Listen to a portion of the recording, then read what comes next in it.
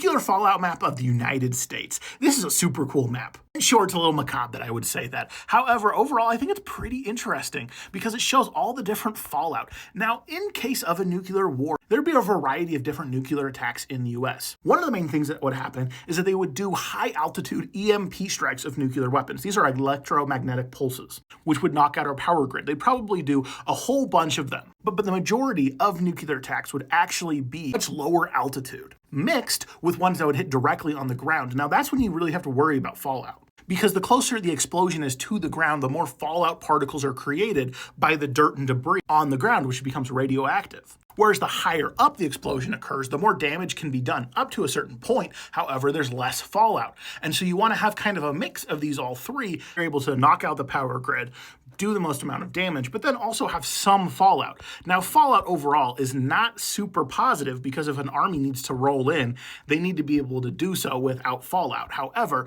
if they're planning on just irradiating the United States or anywhere that would be hit with a nuclear weapon, it would then having a mix between more fallout and less fallout by where the explosion occurs in conjunction to the ground would change that. However, unlike what most people think, a nuclear exchange would not necessarily take out everybody. And even if you can survive for even a couple days inside away from those explosions, you have a decent chance of surviving. Unless you're on the East Coast, then you probably won't. But if you're not within one of these direct areas, you might be okay. And then even then, if you're able to get to shelter and be able to survive without getting too much exposure, you have a decent chance. Not a super good chance, but a decent one.